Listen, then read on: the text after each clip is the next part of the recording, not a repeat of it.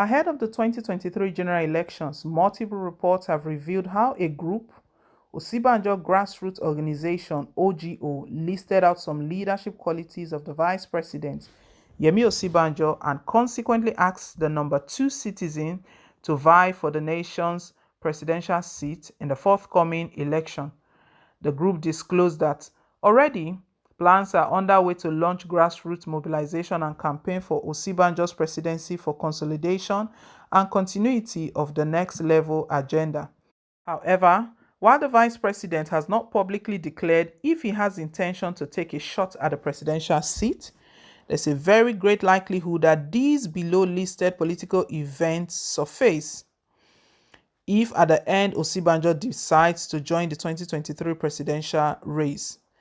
It will be recalled that reports had revealed that Asiwaju Bola Tinubu would have automatically become vice president in 2015, save for the fact that the leadership of the APC warned against Muslim tickets, saying such joint ticket could cost the party at the poll.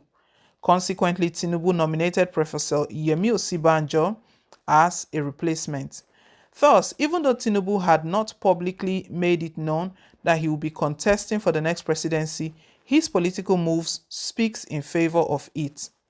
To this end, political enmity and rift may ensue between the former Lagos State governor and the vice president if Osibanjo joins the presidential race, as the Tinubu is concerned as the vice president benefactor. No doubt, the Nigerian political space is hinged on religious considerations, as the usual practice of power sharing among Christians and Muslims in Nigerian politics still deliberately or coincidentally surfaces when choice of party's candidate is to be made. Thus, if Osibanjo decides to join the presidential race, it may be an added advantage for the APC because since the vice president is from the south, he will be expected to pick a running mate from the north.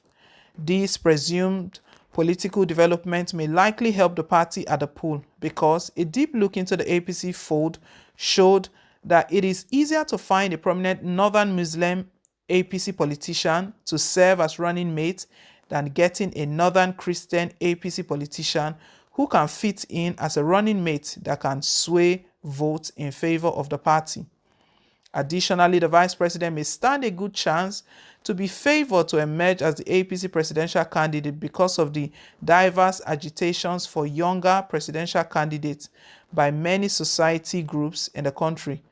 Just a few days ago, a former military president, General Ibrahim Badmosi Babangida, popularly referred to as IBB, had insinuated in his remarks that Tinubu does not fit into his type of preferred candidate for the 2023 presidential election.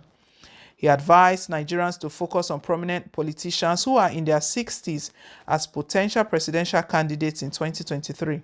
Meanwhile, worthy of note is that by 2023, Tinubu, who marked an official 69th birthday in March, would have turned 71 years old, while Osibanjo, who is currently 64 years old of age, will be 66 by the time 2023 presidential election comes up.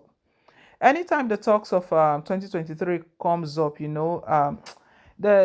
people don't take it seriously because we know what's on ground right now. The agitations are rising seriously, and the reason they're even rising seriously is because of the sort of oppression and intimidation President Muhammadu Buhari is using or giving to the leaders of this separatist group, IPOB, Nnamdi Kanu, and Sunday Igboho of Oduduwa Nation. Very well, we don't need any prophet to tell us what Buhari's intentions are for these two groups. He just wants to silence them. He doesn't want them to be heard. He doesn't want to hear anything. And we know under the constitution, everyone has the right there's freedom of expression. They can express themselves, and this is the way they're expressing themselves. They are just freedom fighters speaking for their people, speaking for their community, that the oppression is too much. IPOB has always lamented the marginalization. President Muhammadu Buhari marginalizing their community and also their race. Oduduwa Nation, on the other hand, we saw how Fulani headsmen dealt, killed, attacked, terrorized innocent indigenes, even their host communities. It's so sad that these Fulani herders, they came into, they invaded other communities and now became a terror to their host. A call was made out to President Muhammad Buhari. Evacuation notice was put out there that these people should leave. Buhari rejected. He turned it down, giving all sort of excuses. So anytime the talks of 2023 comes up, to be very, very honest, what is on ground is even more than that, because if these agitations are not properly handled, what are we talking about 2023 for?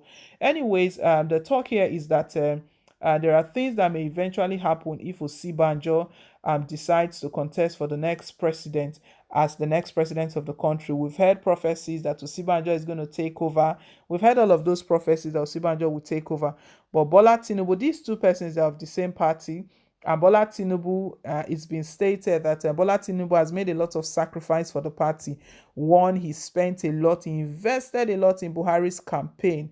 No one compelled him, no one forced him to do that. Secondly, he was meant to be President Muhammad Buhari's vice, but they were advised against it, that this will spell doom for the party. The other part of the country will kick against it, a Muslim ticket. And they thought about, okay, what is the way to soften it or make it look better? That was how it was the same Bola Tinubu who nominated Yemi Osibanjo as the vice president. And for that that's the reason why they keep saying that Bola Tinubu has invested a lot in the party. He has sacrificed so much. There's a gentleman's agreement and all of that. But do the electorate truly want recycled politicians? These sort of politicians, IBB the other day was so bold, came out to state that this country does not need old people, anyone above 60, and we know who he was talking to indirectly, so meaning that he was ruling out Tinubu, ruling out Atiku and all of them. And by that that is why talks are going on that Osibanjo is a likely candidate, because his age falls. He's still going to be over 60 anyways. By that time, he's still going to be over 60. When 2023 election comes, Osibanjo is going to be 66. And if Nigeria doesn't break, because Oduduwa Nation and IPOB, they're in collaboration right now. They are working towards a 1 million march at the United Nations headquarters in the US. They are forming a 1 million march just to expose President Muhammad Buhari's government and to demand a separation. The UN, they've done it for other countries. So if this country doesn't break, what Nigerians are expecting is a younger president that will bring the change that we need. We're tired of all of these old politicians who they are not competent anymore. Look at President Muhammad Buhari, every now and then going for medical trips here and there.